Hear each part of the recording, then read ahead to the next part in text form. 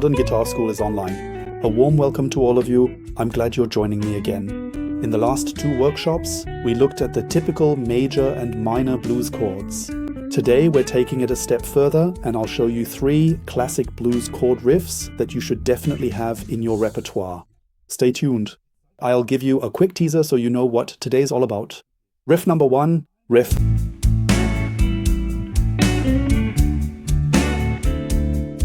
Number 2.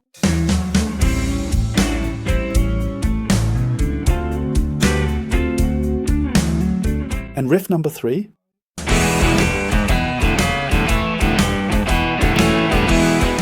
All 3 riffs are based on the classic 12-bar blues pattern. I'll display it for you here.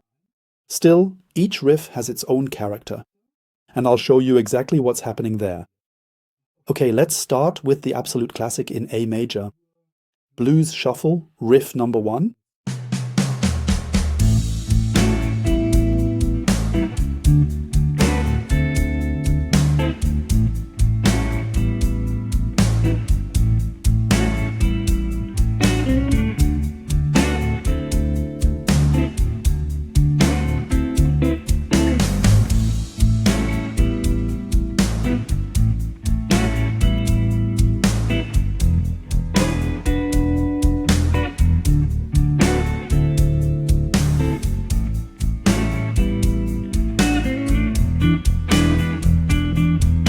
Alright, let's break down the riff.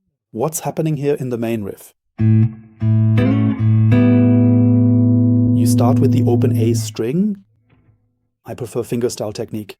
Somehow I think it sounds warmer and a bit more authentic. And then you move to an A7 sus2 chord. I'll show it to you on screen. And then you slide it up 2 frets. That creates a major, and on top there's a 6. The 6th is a very well-known and popular added interval. You all know the riff.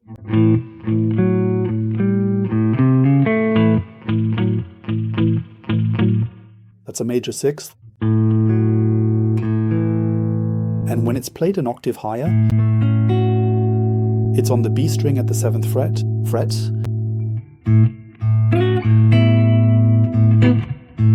Yeah, and that's how it goes through the whole pattern. Then the figure moves to D. And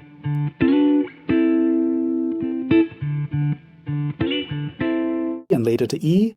You use the open E string for that and slide from the 12th to the 14th fret. D. And back to A again. Always the same riff. Okay, let's move on. Here's riff number 2, listen to it first.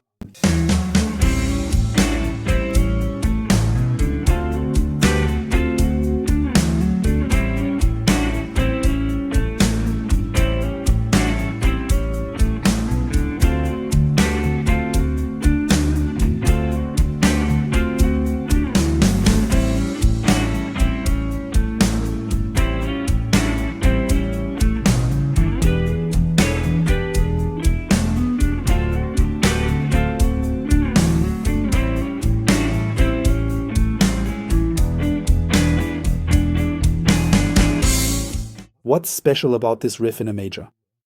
You play a pickup starting on the 4 and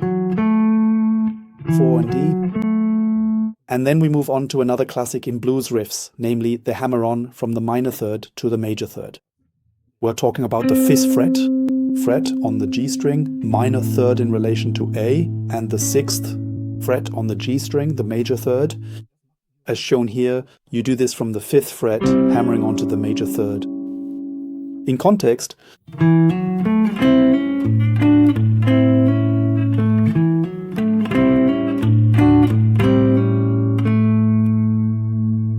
this basically runs through the entire riff with the D shape. It's a bit more difficult in this case because you have to grab the bass note with your thumb. For those with very small hands who can't reach around, you can also use the open D string. That works too. And with the E riff, it's exactly the same, just 2 frets higher. Here too, if you want or can't manage, you can use the open E string.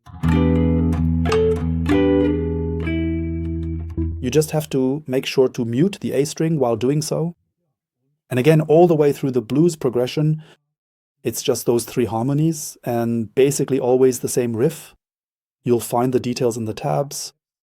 You can download Guitar Pro or PDF right here below the video. All right, now things are really about to take off. Riff number 3, let me grab my Strat.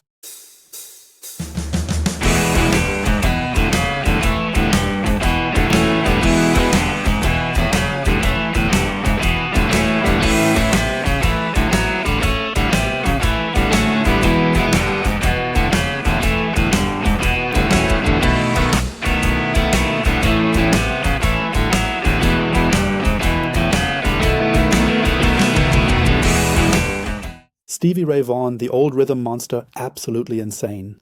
What's happening here? This time we're in a blues progression in E. I'll put it up on the screen for you.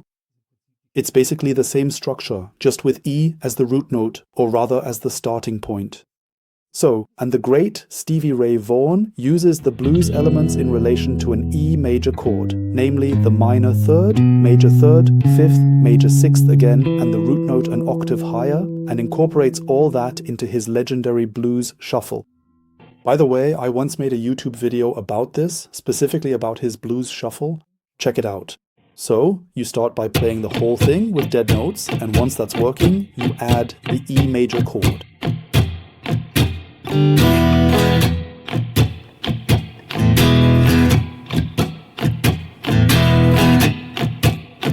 Okay, and then comes this little bass run.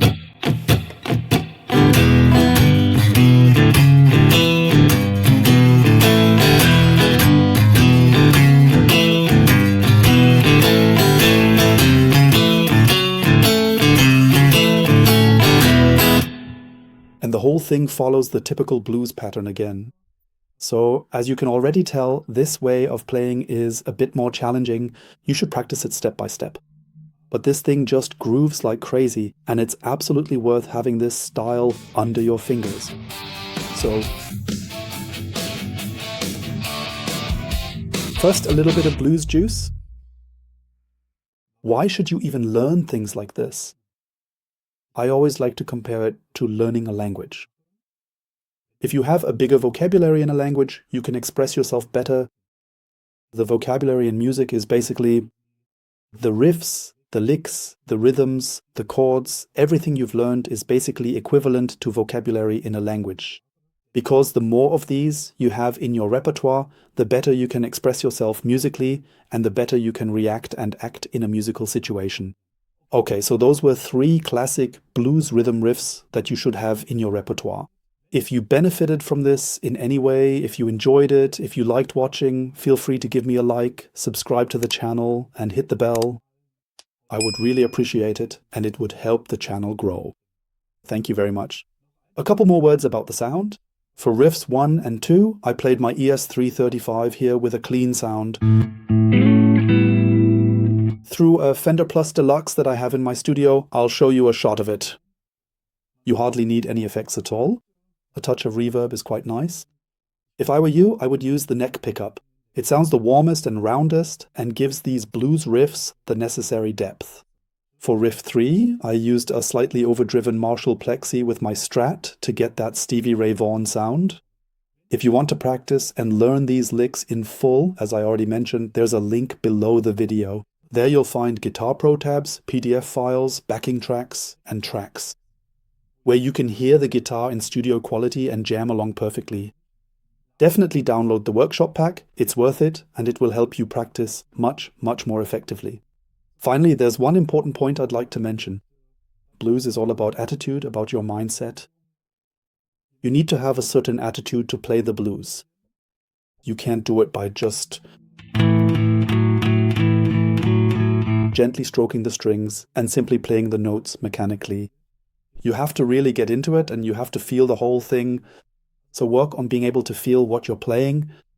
Otherwise, your audience won't be able to feel what you're trying to express either. All right, that's it for now. I really enjoyed it. I hope you did too. I'm off to work on the next workshop. Next week, there will be blues riffs in minor, just as good as blues riffs in major. Let yourself be surprised. I'd be happy if you join in again. So, take care. See you next week. Ciao.